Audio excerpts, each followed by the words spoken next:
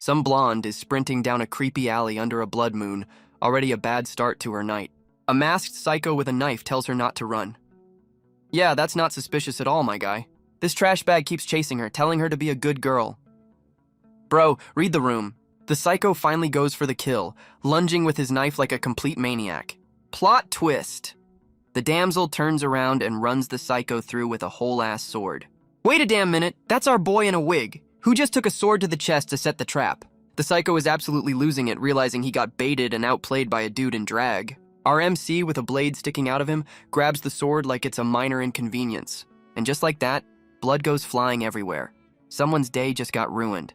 The blood starts dripping to the ground, signaling that the real fight is just getting started. Our boy is having a vision of the kill, complete with the dramatic headshot effect. And he wakes up thinking it was all a dream. Bro, you had a sword in you. Then he walks past the TV and sees the psycho he just folded is now breaking news. Turns out our boy took out a serial killer with over 10 victims, just another Tuesday. Yep, that's the same trash bag who was hunting good girls down that alley. Anyway, time for a scene change. Our guy is apparently on a graduation trip now. He's checking into someplace, taking advantage of those off-season prices like a true budget king. Now this dude is already on a side quest, trying to find some cafe on a mountain. The innkeeper lady hits him with the "it's closed due to a tragedy" line. Foreshadowing much? Our boy decides to go anyway for training, while some new camera guy just appears. Our boy is giving the new camera guy the side eye, and honestly, same. This camera guy, Kaido, is already steaming mad and trying to dip out. MC immediately starts flaming him about his hygiene and life choices. My man has no filter. And Kaido responds by yeeting his entire suitcase at our boy's head. Talk about an overreaction. Our boy dodges and the suitcase pops open, revealing women's clothes. Okay, that's officially weird. Some other dude is now yelling at Kaido to get a job. This guy can't catch a break. MC just watches the camera guy walk off, probably wondering what kind of freak show he stumbled into. Then we see a photo of Kaido with a full-on psycho grin. Yep, he's definitely a villain. Scene change to a stormy mountain, and some kind of needle is falling from the sky. And just like that, the camera guy is bloody and screaming while our boy stands over him. That escalated fast. The camera guy is getting absolutely washed, screaming for his life in the middle of the storm. He's crying for help while our boy grabs him by the hair, clearly not in a merciful mood. MC holds the psycho up outside the cafe, and Kaido finally realizes he messed with the wrong dude. Our boy gives him that cold, dead-inside stare that says, "You are about to have a very bad day." And then he just drops him on the ground like a bag of trash. Total domination. Turns out Kaido is looking at a funeral shrine. This must be the tragedy the innkeeper mentioned. We get a flashback to this creep's massive stalker photo collection of the girl from the shrine. And here's the psycho in his natural habitat, glued to his computer screen like a degenerate. Yep, that's the face of a man who has definitely never touched grass and has a folder named Homework. It looks like he's part of some shady online group sharing creepy files. This guy is a whole new level of scum. So Kaido, the camera guy, is the room master of this scumbag forum. What a surprise. And this psycho is making bank off his creepy files. This dude is a whole new level of degenerate. We get a symbolic shot of his world shattering. Yeah, our boy is about to make that literal. MC lays it all out. Kaido drove a girl to suicide and barely got a slap on the wrist. And our boy hits him with a mystery injection.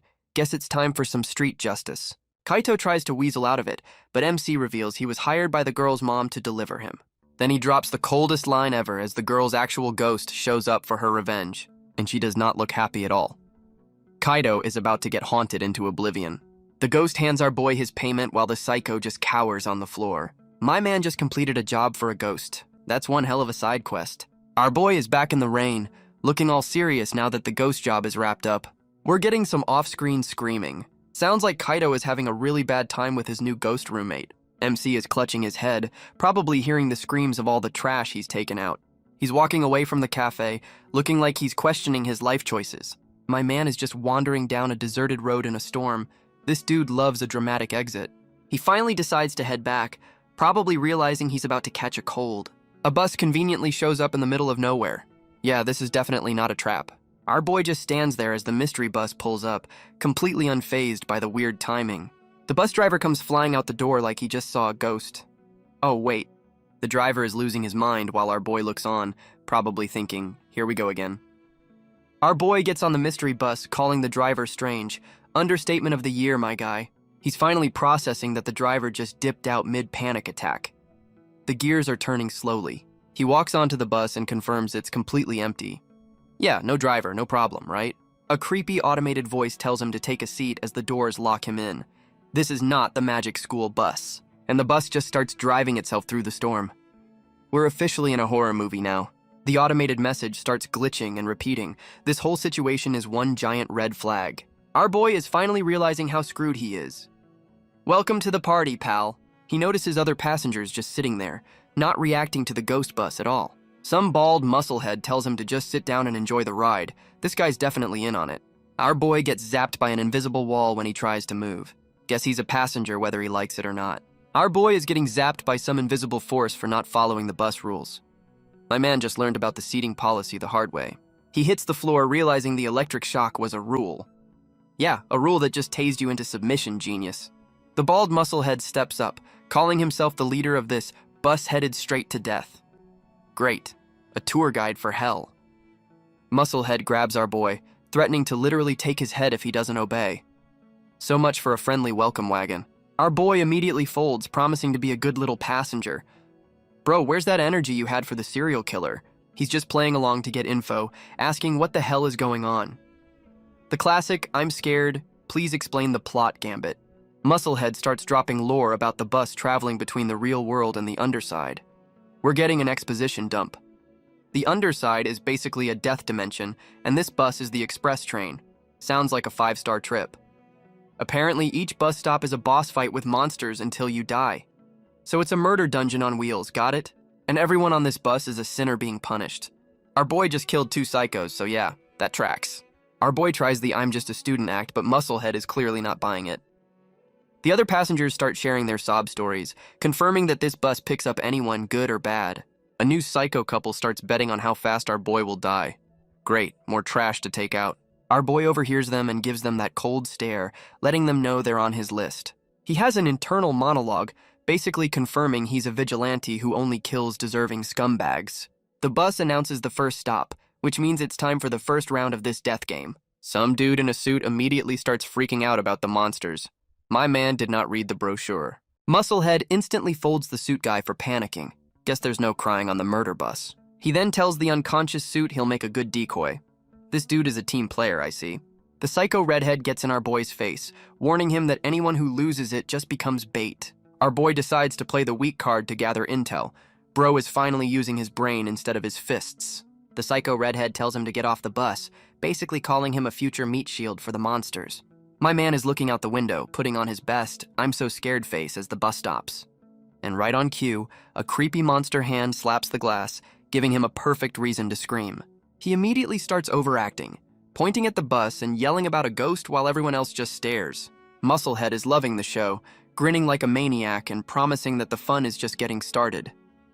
The whole gang is off the bus, and the psycho redhead is already grabbing our boy, probably sizing up her new decoy. She's still flaming him for being a university boy, and he just asks why she's so pressed about it. This psycho redhead gets triggered by his question and immediately tries to knee him in the junk. But our boy dodges it clean, accidentally revealing he's way faster than some random college kid. Whoops. The psycho redhead is absolutely stunned that our boy just dodged her cheap shot, and he's still playing weak on the ground. She's still trying to process his speed while our boy keeps up the act, apologizing like he's the one who messed up. Psycho redhead seems to buy it, telling him to get a move on before he becomes monster food. Turns out Musclehead's plan was to hang the suit guy upside down as live bait. This dude is a whole different level of evil. The suit guy is begging for his life, finally realizing he's the opening act for the monster buffet. He's having a complete breakdown, offering money to be let down. Bro, your cash is no good here. Musclehead just dismisses his pleas, saying money is worthless in this death game.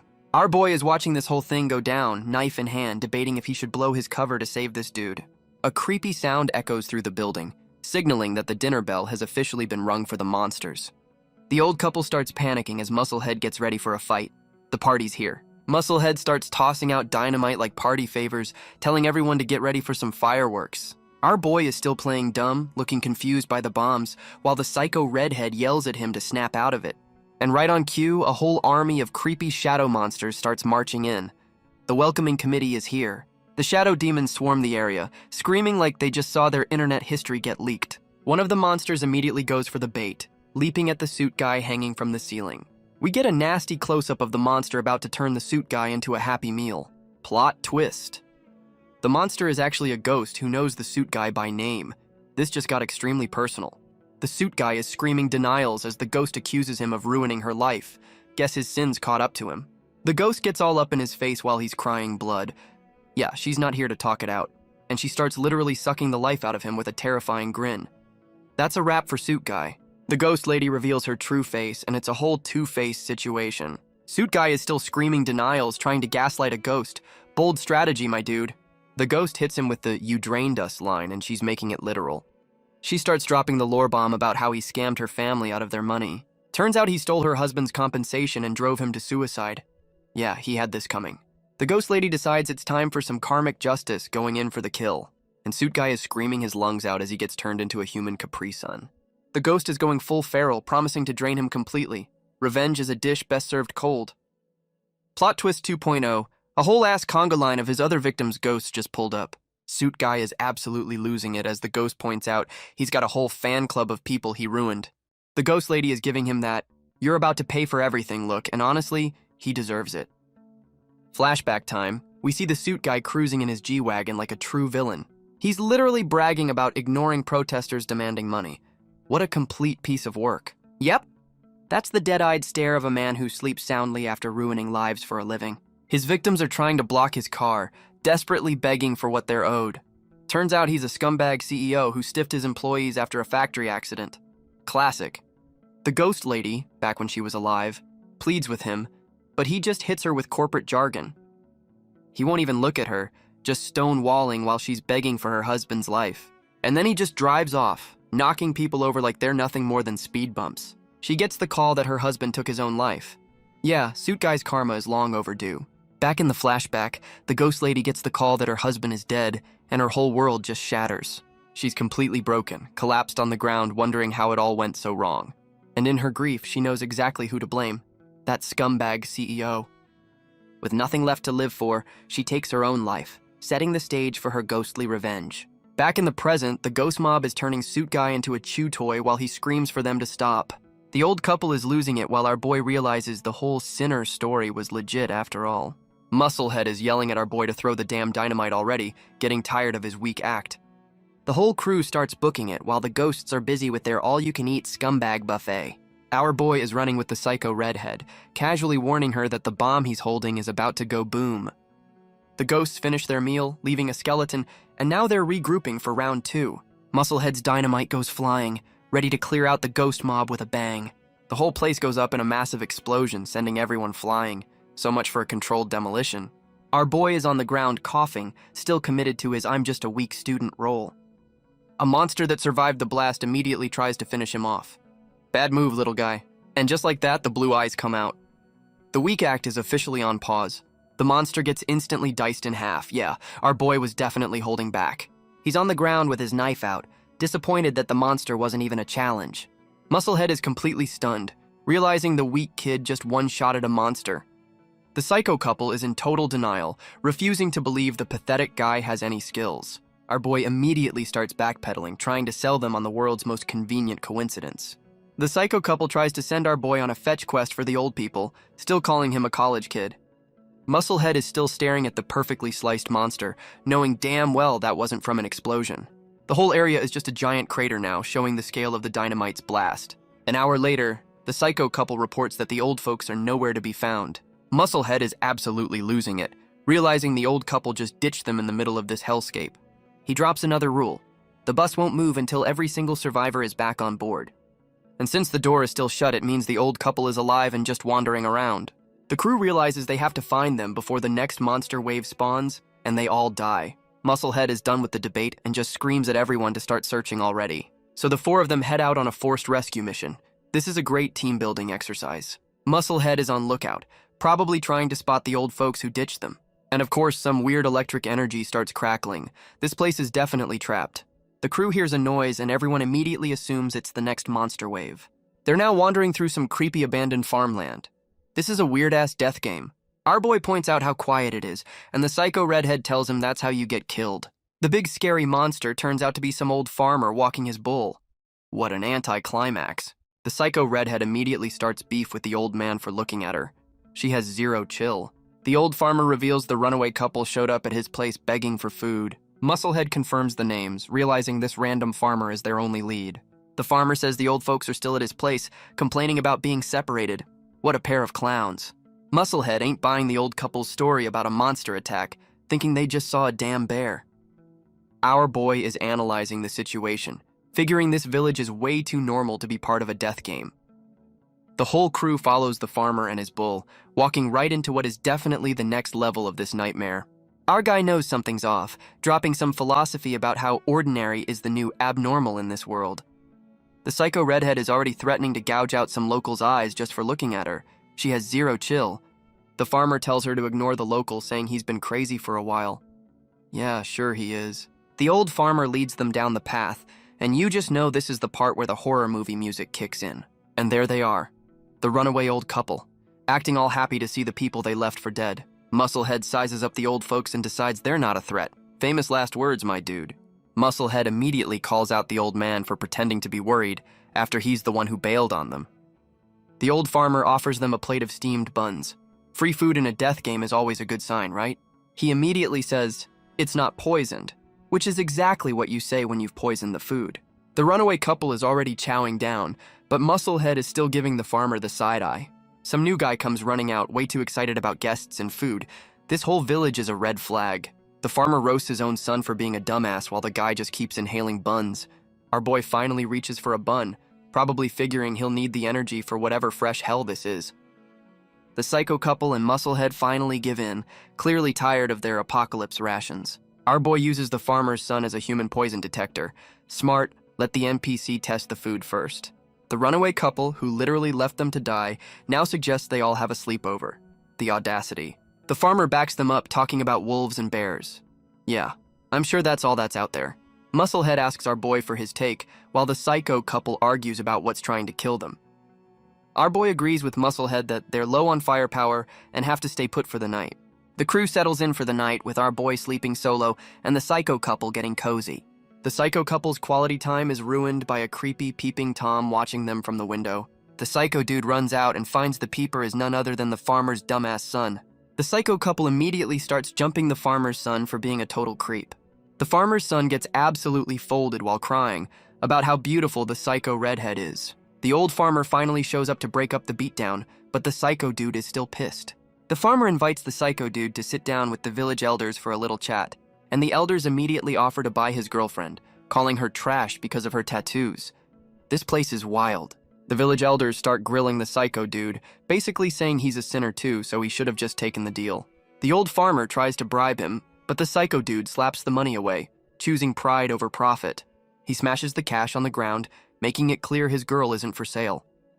The psycho dude throws a punch at the table, but he's completely outnumbered by these creepy old folks. And the farmer's dumbass son comes out of nowhere and smashes a board over his head. The peeper is the village muscle. The psycho dude gets absolutely wrecked, caught completely off guard by the village idiot.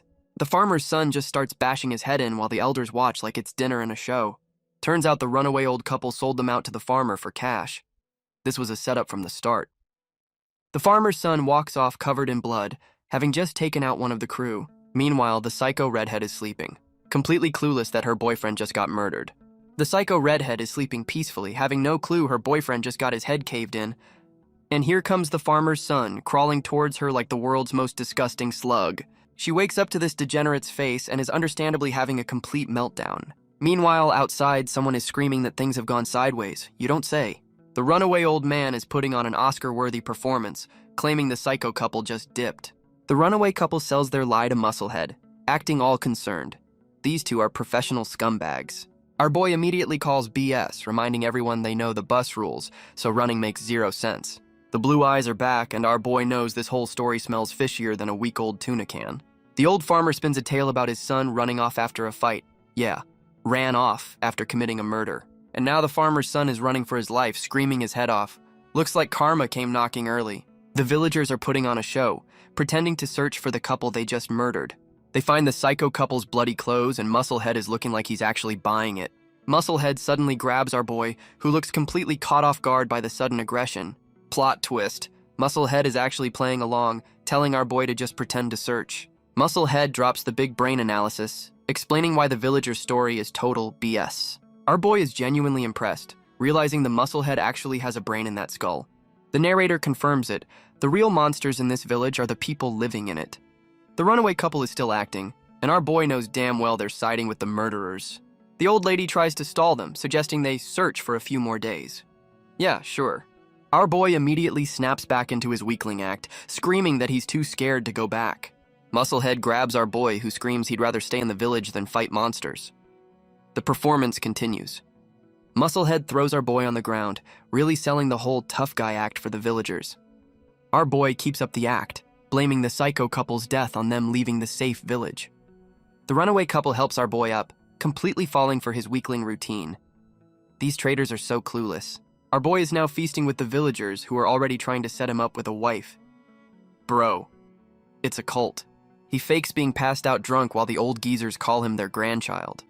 My man is playing the long game. And just like that, it's midnight. You know, nothing good ever happens at midnight in a murder village. Our boy is in bed, fully dressed, just waiting for the right moment. He was never asleep. The blue eyes snap open. The weak student act is officially over and it's time to hunt. He's already outside with a flashlight, ready to uncover whatever messed up secrets this village is hiding. Our boy is on his midnight investigation and immediately finds a creepy-ass cellar. He walks up to the cellar door, knowing damn well this is where the village hides its skeletons. He hears a noise from inside, confirming this is definitely where the side quest is. My man finds a crowbar just lying around. This murder village has some convenient item placement. He starts prying the door open because search warrants are for people who aren't in a death game. He looks down into the darkness and his face says it all. He just found something big. Plot twist! The psycho redhead is alive and tied up in the basement. So much for being dead. She's losing her mind and our boy has to tell her to shut up before she gets them both killed. He takes her gag off, and she looks like she's about to drop a whole season's worth of drama. She reveals her own psycho boyfriend tried to sell her to the village creep. Damn, no honor among trash. The psycho redhead is still shook that the weak student is actually a menace, and he's just telling her to shut up. Our boy asks where her boyfriend is, and she finally realizes her man got folded by the village creeps. The blue eyes are back as our boy puts it all together. The bloody clothes belong to her deadbeat boyfriend. And right on cue, the creepy old farmer shows up at the cellar, interrupting their little heart-to-heart. Our boy immediately grabs the psycho redhead, starting a new act like he's the one who captured her. The old farmer is looking pissed, probably because this random kid just stole his human trafficking victim. The farmer warns our boy about her temper, basically giving him tips on how to handle his new property. She's losing it, realizing the farmer was in on it, while our boy chokes her to sell the performance. My man whispers the plan to her, telling her to play along or he'll snap her arm off. He lets go and she immediately agrees to the act, telling him to do whatever he wants. She's a quick learner. The old farmer is just staring down at them with that "I'm definitely a human trafficker" smile. The psycho redhead apologizes, and our boy just accepts it, probably because he needs her for the plan. We get a nice scenic shot of the village, which is just a pretty wrapper on a box of murder. She's already asking why they don't just go feral on the old folks, and our boy has to explain the rules. Our boy hits her with the "it's not that simple because this is a death game, not a street fight." He explains this whole village is a hive mind of psychos, and their teamwork is dangerously strong. If you act up during the day, the whole village will jump you like you're the last slice of pizza. Even our boy knows he'd get folded if he tried to fight the entire village head-on. She asks about her boyfriend, and our boy has to break the news that her man is already gone. The psycho redhead immediately loses it, grabbing our boy and demanding to know what happened to her trash boyfriend. Our boy lays out the whole murder plot, confirming her boyfriend was a scumbag who tried to sell her. The psycho redhead is finally realizing her man was trash, and this peaceful village is a human trafficking ring. She starts ripping her clothes, probably to sell the whole "I was attacked" story for their act. Our boy tells her to chill, explaining they have to make this look legit or they're both dead. He leaves her tied up in the cellar, setting the stage for their big performance for the village creeps. My man walks out with the old farmer, acting like a proud new owner. This dude's acting skills are S tier. He's taking a stroll through the murder village, probably scouting for more of their messed up secrets. He stops by a barred window and his spidey senses are definitely tingling about this one. He finds the crazy guy from before, who's now begging for his life and claiming he's sane. Two villagers just start beating the prisoner with clubs while our boy watches. Welcome to the neighborhood. The crazy guy is getting his ass beat, screaming for them to stop.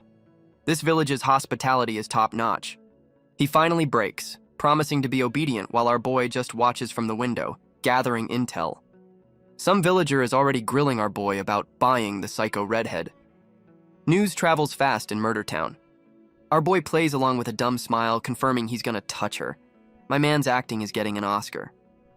The villagers are laughing at him, thinking he's just some horny college kid. They have no idea who they're messing with.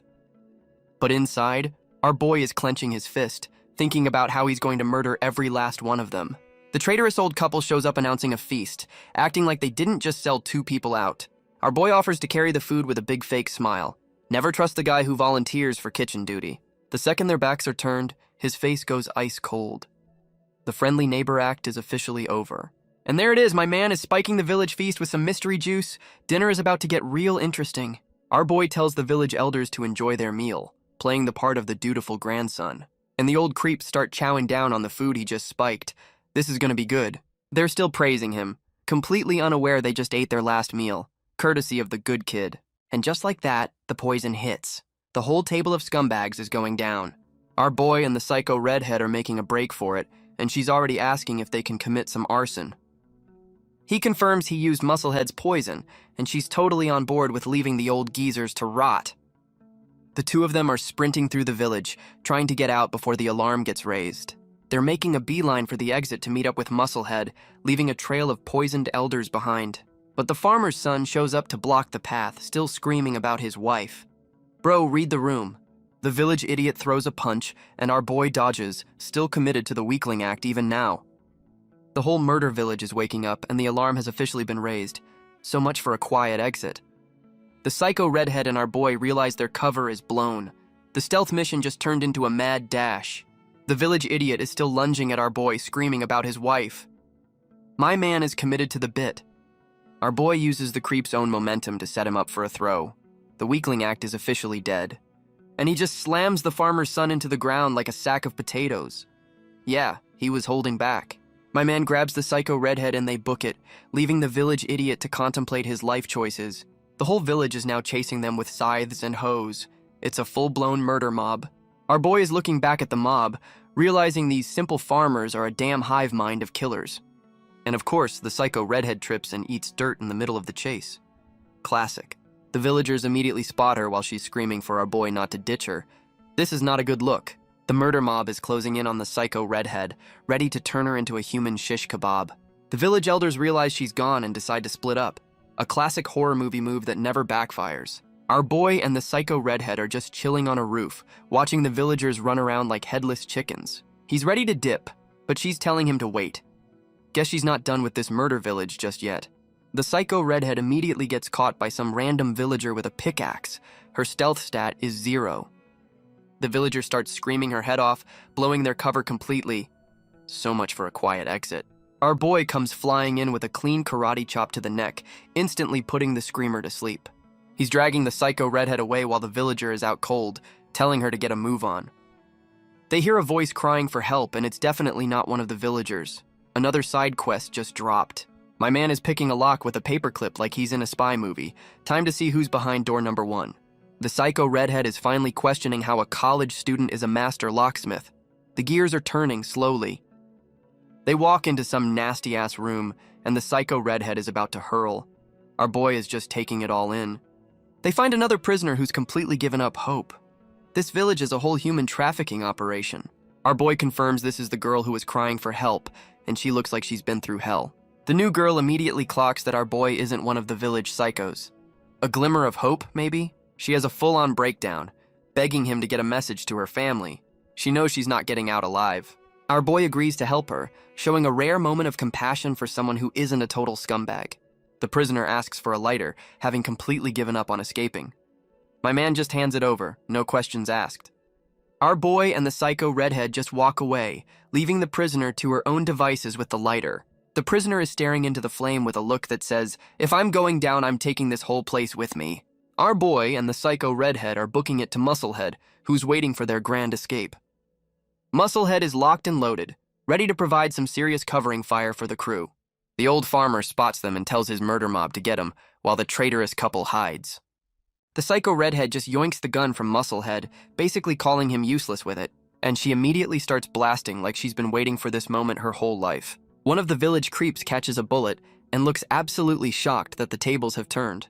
The murder mob immediately panics, realizing they brought farming tools to a damn gunfight. Our boy confirms the plan worked, casually mentioning the traitorous old couple is probably dead meat now. The psycho redhead is still fuming, saying the traitors deserve to rot in this hellhole village. The villagers are going full psycho, talking about dismembering the redhead for daring to fight back. The village creeps realize the prisoner girl they were holding just dipped. A little late for that, fellas.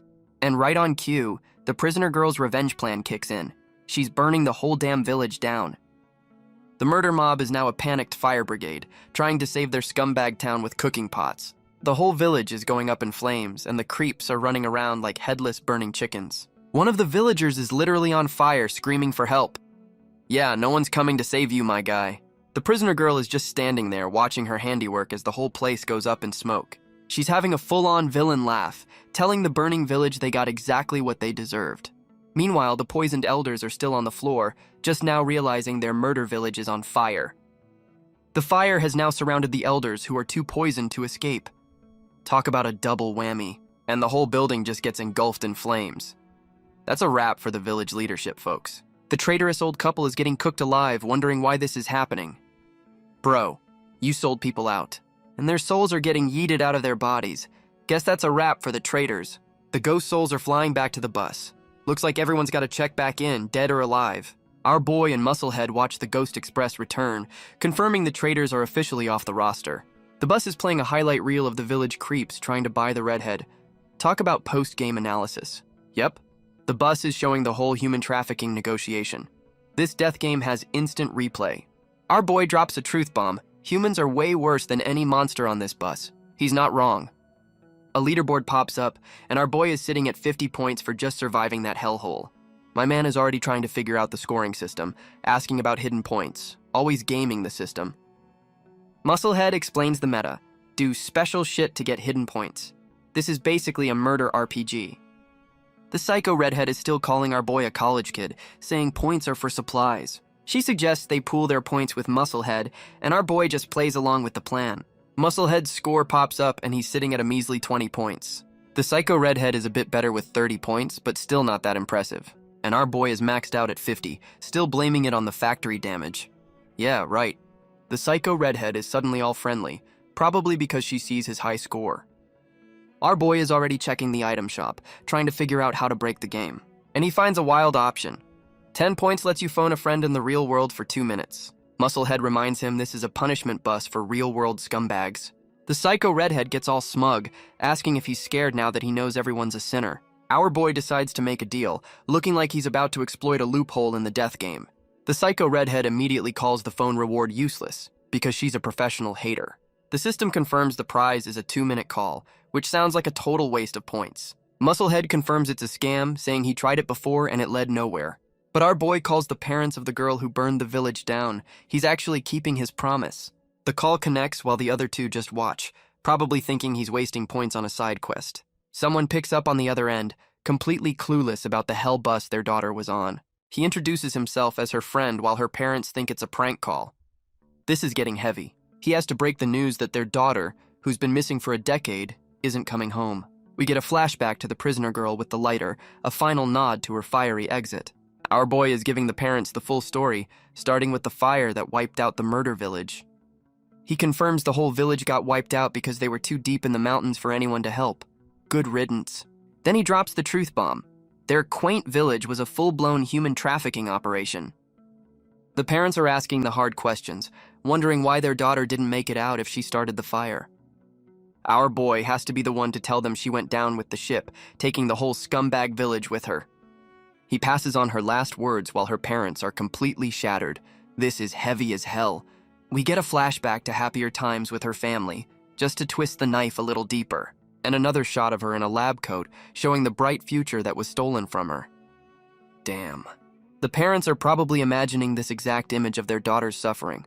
This is brutal. The bus system hits them with a countdown because this death game has zero chill for emotional moments. Our boy is having an existential crisis, wondering if this murder bus is the only way to stop real-world evil. The psycho redhead immediately flames him for wasting points, saying he should have bought supplies instead of playing therapist. We get a flashback of someone roasting our boy for being book smart, but a total screw-up in real life. Our boy claps back, asking if she has any compassion since the stuff they saw was real. She's about to throw hands, but Musclehead steps in to stop the team from imploding. Musclehead actually defends our boy, saying his brain got them through the last stage, unlike her. He tells them to save their strength for the next round, playing the reluctant dad of the group. The three of them are the last ones standing on the bus, and the vibe is super tense. Musclehead gets his gear ready, telling them to use the shared points for the bare minimum. The psycho redhead brings our boy some food she bought with her own points. Is that a peace offering? The psycho redhead is still trying to flame our boy for being a good person, calling it a college student move. Our boy claps back, asking if she's just salty because she failed her entrance exams. My man chose violence. She's absolutely losing it while he confirms he bought food with his points, completely unbothered by her rage. Musclehead finally steps in, telling the two bickering children that they're about to arrive at the next stop. The bus lurches and the psycho redhead almost eats it, looking like she's in pain. Our boy just watches. The bus screen reveals the next stop is a high school. Great, another wholesome field trip. Yep, Seika High School. This is definitely not going to be a normal school day. The murder trio steps off the bus, ready to see what kind of fresh hell this new level is. Musclehead announces they've all been given a Battle Royale starter pack, a gun, 6 bullets, and a knife. They spot a figure in the distance, and the psycho redhead is already itching to blow off some steam. Some random dean is already grilling them about skipping class. Bro, read the room. The murder trio is just standing there like confused chibis. They were not prepared for detention. The dean is having a full-blown meltdown because they're not in class. This dude needs a chill pill. The whole crew is just dumbfounded, trying to process this new level of weird. The dean immediately grabs our boy by the ear for a dress code violation. My man's weak act is getting tested. Now he's flaming the psycho redhead for her tattoos, and Musclehead has to babysit her. The dean is marching them off to class like they're a bunch of delinquents. This is the weirdest death game ever. And now they're being presented to a classroom full of actual students. What the hell is this mission? The psycho redhead reminds our boy that normal is a trap, still calling him a college kid. Some student points out the empty seats, and it looks like they're about to become transfer students from hell. The murder trio is forced to sit in class like they're in the world's most dysfunctional breakfast club. Our boy and Musclehead confirm their textbooks are normal, which is somehow even more suspicious.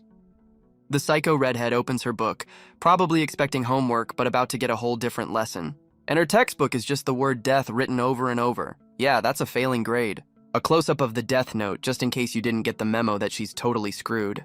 The psycho redhead is absolutely losing her mind. Looks like the game has officially picked its target. The sun goes down, and you just know this school is about to turn into a full-blown horror movie set. Our boy points out she's the only one with a cursed book, and she immediately starts begging not to be bait. My man hits her with a cold reality check, reminding her they're all sinners here for a reason. She's looking absolutely cornered, finally realizing this stage is all about her past catching up to her. The psycho redhead is still screaming denials while our boy tells her to confess or get left behind. Musclehead is done with her, basically telling her she's on her own for this one. She tries to pull the "We're a team" card, but Musclehead reminds her he'd bail if he could.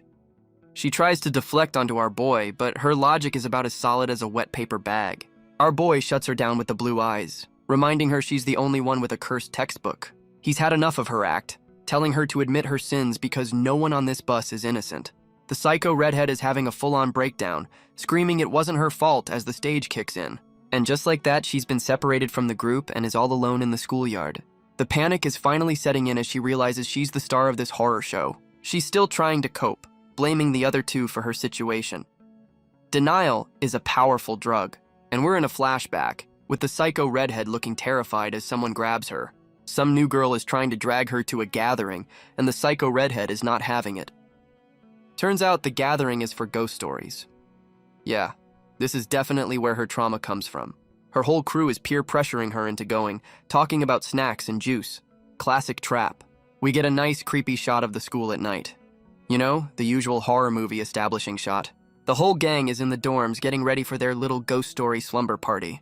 The psycho redhead tries to bail, hiding in bed while her friends try to get her to join. She's hitting them with the "I'm not feeling well" excuse, but her face says she's scared shitless. One of the girls decides to start the ghost stories anyway, trying to lure her in. The story is about a girl who hanged herself, and you can tell this is hitting way too close to home for her. The storyteller girl drops the lore, saying the ghost had knife wounds before she died. Another girl is getting freaked out, asking if the ghost was bullied by someone at the school. The psycho redhead is in bed, completely losing it because the story is about a specific class. We get a close-up of her eyes, and yeah, she's seen a ghost, literally or figuratively. And we flash back to some poor girl getting cornered by a couple of bullies. The bullies are pouring water on her and laughing like a couple of hyenas. And here's the Mean Girl Squad, looking like they're about to drop the most toxic album of the year. The lead bully is pulling her hair, trying to make her bark like a dog for forgiveness. The victim refuses, and the bully gets all up in her face, reminding her who's in charge. And the bully pulls out a damn box cutter, asking what she's gonna do now. This just got real. The lead bully whips out the box cutter, ready to give the victim a permanent scar for clout. Plot twist. The victim grabs the blade, screaming like she's about to do the job herself. The rest of the bully squad is freaking out, but the lead psycho is just smiling like a damn demon. The lead bully is completely unfazed, looking down like this is just another Tuesday for her. Her crew tries to talk her down, saying the girl is scared enough. Yeah, a little late for that, but the lead bully is on a power trip, grabbing the victim's hair and getting ready to carve her up. The rest of the squad suddenly gets a conscience, saying they're not cool with actual blood. The lead bully calls them all cowards and tells them to get lost. She's going solo on this one. The victim sees her chance and tries to crawl away, while the psycho is distracted. But the lead bully is way too fast, lunging at her with the box cutter. This is not gonna be pretty. The victim is on the floor screaming her head off as the psycho bully closes in. The lead bully yanks her by the hair, holding the box cutter like she's about to scalp her. The victim threatens to call the cops, but the bully hits her with the "My Dad's Rich" cheat code. The psycho bully goes for a low blow, bringing up the victim's sick mom with a demonic grin. And that's the final straw. The victim snaps and smacks the blade out of her hand. The tables have officially turned, and now the bully is the one on the ground looking up. The lead bully is staring at her own arm, shocked that she actually got cut by her own weapon. She gets up, absolutely feral, and screams she's going to carve up the victim's face. A teacher finally shows up to break up the catfight, yelling at them to stop. The lead bully immediately starts playing the victim, blaming the other girl who's in total shock. The teacher gives the psycho bully a 20,000-word essay as punishment. Yeah, that'll teach her. The victim is still processing while the bully hits her with some next-level gaslighting. The lead bully is just smirking while the victim breaks down. She's loving every second of this. And here comes daddy's money, along with the victim's terrified mom. This is about to get ugly. The teacher is practically bowing to the rich dad, who looks like he owns the whole damn school. The teacher checks on the victim, who's trying to pretend she's not bleeding from the fight. And the teacher immediately starts flaming the victim's deaf parents. This whole school is corrupt. The rich dad grabs his psycho daughter, looking like he's about to lay down the law. He's yelling at her for causing trouble, putting on a great show for the teacher. He drags her out, saying he'll discipline her at home. Yeah, she's getting off scot-free. The corrupt teacher tells the victim she's expelled for fighting back. Yeah, that's how justice works here. The teacher hits them with the "her parents are rich" excuse, telling her to sign it to her mom. This dude is pure scum. The victim is just standing there, completely broken after the whole system just screwed her over. And the rich dad's car just drives off, leaving the victim's life in ruins. In the car, daddy's more worried about his company's rep than his psycho daughter's actions. The dad goes full psycho himself, grabbing her hair and calling her a disappointment. This family is a whole case study. He slaps her, but only because she was sloppy enough to get caught. What a great role model.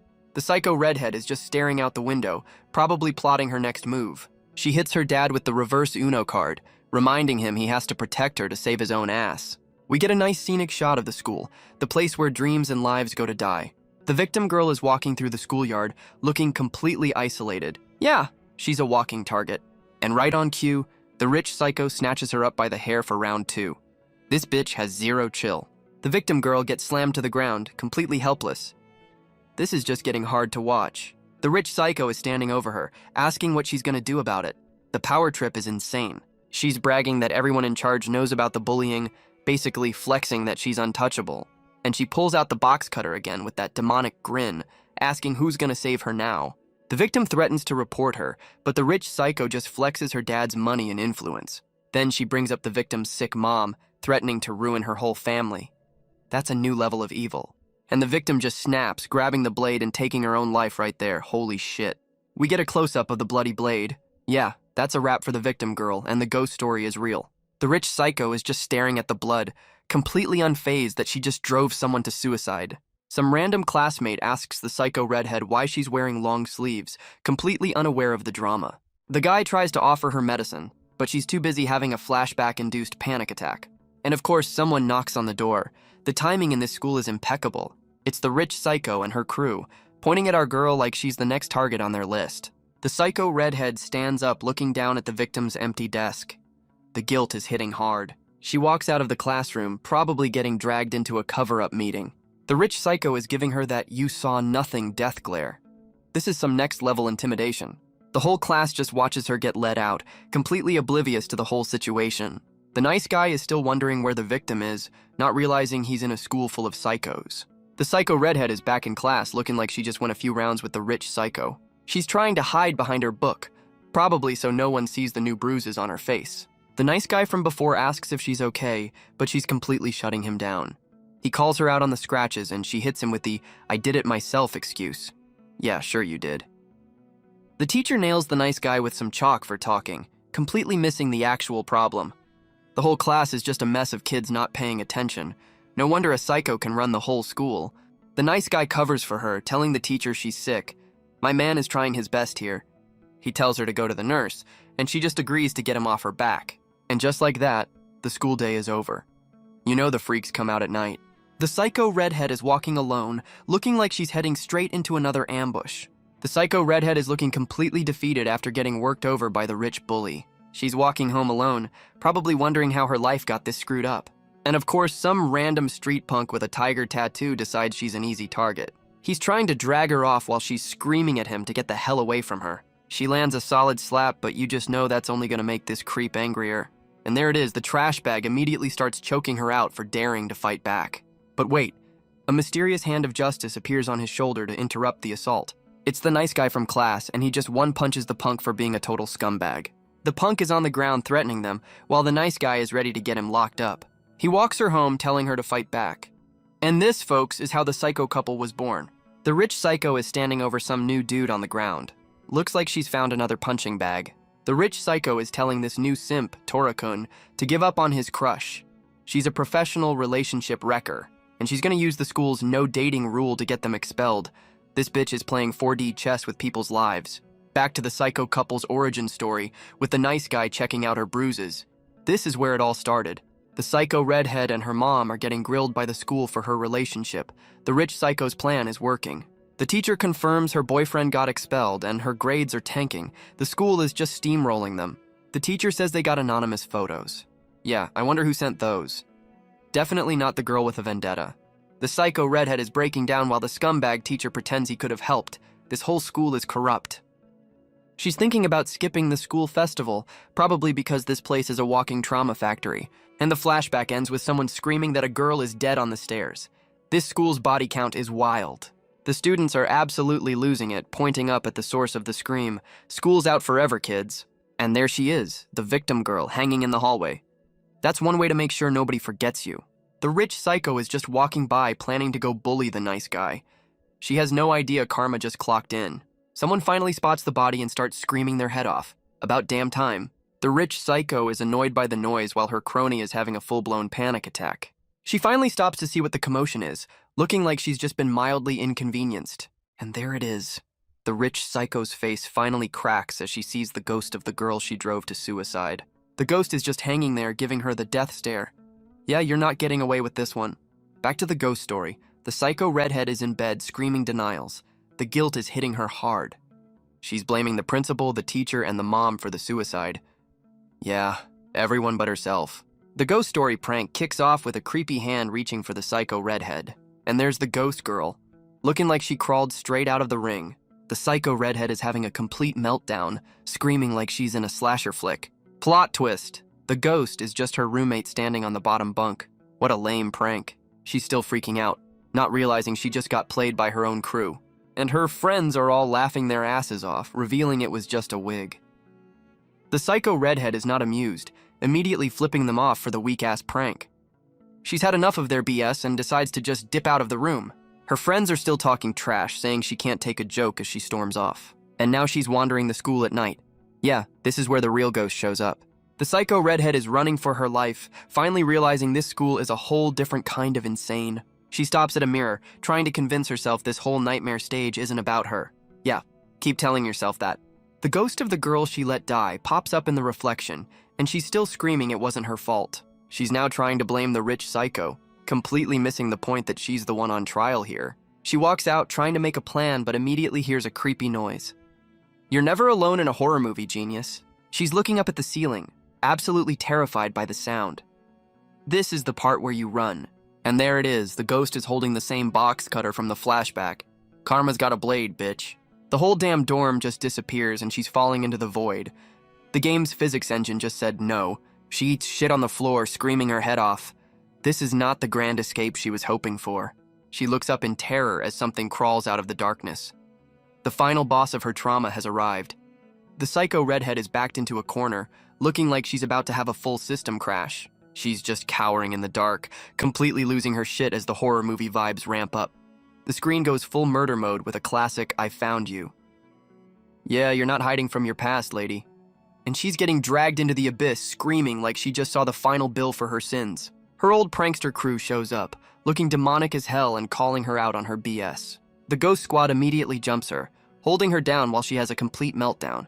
She's still screaming denials, trying to convince the ghosts and herself that she's innocent. The ghost posse hits her with the "Are you sure about that?" stare, and their eyes are glowing red. And she's getting choked out by her own guilt, literally. This is one hell of a therapy session. She snaps awake in bed, realizing the whole thing was a nightmare, or maybe just the tutorial for this level. The psycho redhead wakes up, looking at her hands like she just came back from the shadow realm. She's having a full-on "oh shit, that was real" moment as the nightmare fuel kicks back in. And right on cue, her door gets kicked in like the FBI is here to collect on her sins. It's the rich dad and the corrupt teacher from the flashback, and he's already screaming at her. She tries to play dumb, but Daddy Dearest says her roommate's already snitched on her for sleeping in. Plot twist! He slaps her, and we realize the psycho redhead is the rich psycho bully. Damn. We're back in the flashback, showing the school grounds where all the drama went down. Her dad is grilling her about hurting her own face, more worried about the family name than her. He decides to pull her out of school, and she's actually fighting him on it for once. He goes full psycho and chokes her out, screaming about his reputation. This family is a whole mess. The rich psycho gets dragged off by her dad, officially getting kicked out of her own horror movie. Her classmates are gossiping about how she came back screaming about ghosts and covered in cuts. The students are just relieved she's gone, thinking she snapped from stress. Yeah, stress. Musclehead confirms what we all knew. This whole stage was a custom-built hell just for her. Our boy asks what the plan is now, and Musclehead is already breaking down the school's schedule. My man immediately goes back to his dumb student act, trying to play it off like he's clueless. Musclehead is not buying the act for a second, telling him that attitude is a one-way ticket to the graveyard. We get a nice shot of the schoolyard, full of students who have no idea they're just NPCs in a death game. Our boy and Musclehead are on the move, and it looks like they've already got a new plan cooking. Musclehead gets down to business, asking if our boy found the location. The real mission is starting now. Our boy explains he used a homework excuse to find this place. My man is a professional liar. Musclehead is impressed by the mansion, but our boy knows it's just a death game set piece. A maid leads them in because every rich psycho's house needs staff for the murder mystery vibe. Meanwhile, the psycho redhead is trapped behind glass, looking like she's on the wrong side of a zoo exhibit. She's banging on the invisible wall, finally getting a taste of what being helpless feels like. And a creepy shadow hand is reaching for her. Looks like her personal hell isn't done with her yet. That's the face of someone who just realized karma has a season pass to her life. Our boy and Musclehead confirm this stage is targeting someone else. Guess it's the boyfriend's turn. My man wonders if this is the boyfriend's real-life setup, and Musclehead is just not impressed. The maid tells them to chill in the fancy-ass living room while she gets the final boss. Our boy is face-to-face with the rich psycho's dad, still committed to the good student act. He's even hyping up Musclehead as the sports rep. My man's improv skills are S tier. The dad gives them the stink eye but takes the homework, probably wondering who let these two clowns in. We get a nice establishing shot of the mansion. Yeah, this is definitely the final boss stage for the boyfriend. Our boy clocks the dad's trash attitude, guessing the boyfriend was just desperate to marry into a family. And the sympathy is officially gone. Our boy's face goes ice cold. He's here to win, not feel sorry for anyone. The two of them are just taking a casual stroll through the enemy's front yard. The ball's on these guys. My man confirms the mission is a go for tonight now that he's officially scouted the location. A quick shot of a window because you know damn well they're being watched by someone. Musclehead officially acknowledges our boy is the leader.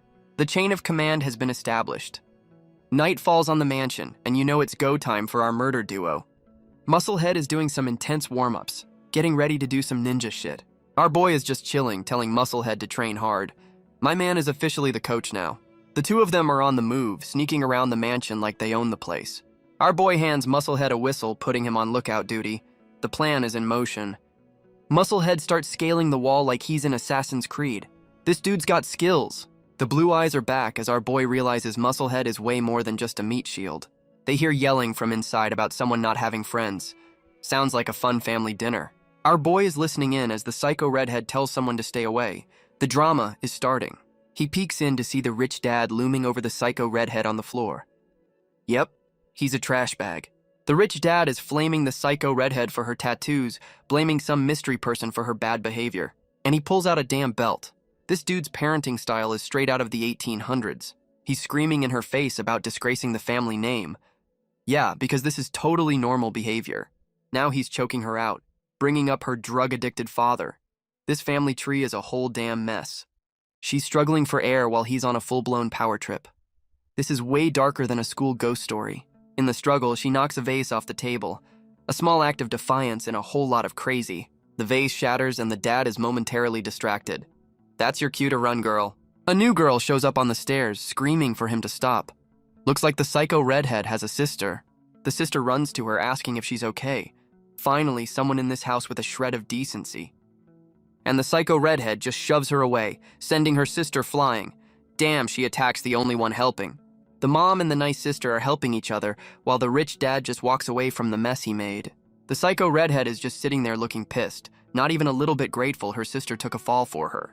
The rich dad starts flaming her for being ungrateful, blaming it all on her real dad's trash genetics. She's having a full-on pity party, calling herself a failure and a drug addict's daughter. The parents are basically calling her a lost cause, saying she's been nothing but trouble since they took her in. The mom just takes the nice sister away to get patched up, leaving the psycho redhead to wallow in her own drama. The sister gives one last sad look back, probably wondering why her family is a complete dumpster fire. Our boy finally gets it. Her trash boyfriend was faking his whole life just to marry into this psycho family. My man breaks down her whole personality, realizing she's just a rebel because her sister is the perfect one. He's still eavesdropping from the shadows, and it looks like he just heard something that blew his mind. The psycho redhead just went full-on feral, standing over her dad's body with a knife and a creepy-ass smile.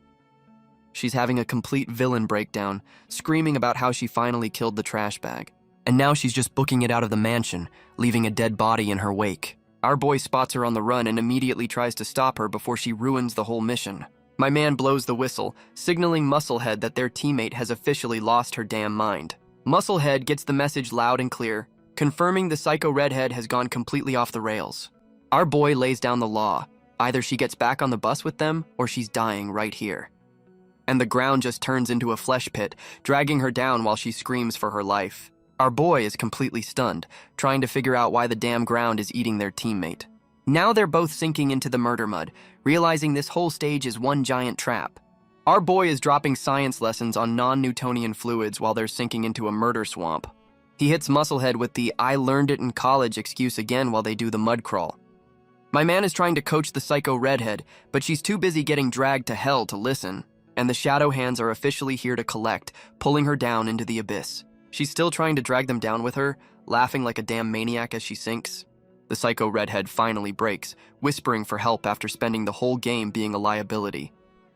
Our boy and Musclehead just watch her get eaten by the ground, and my man calls it a day. A final ghost hand reaches out as the stage confirms she's officially checked into Hotel Hell.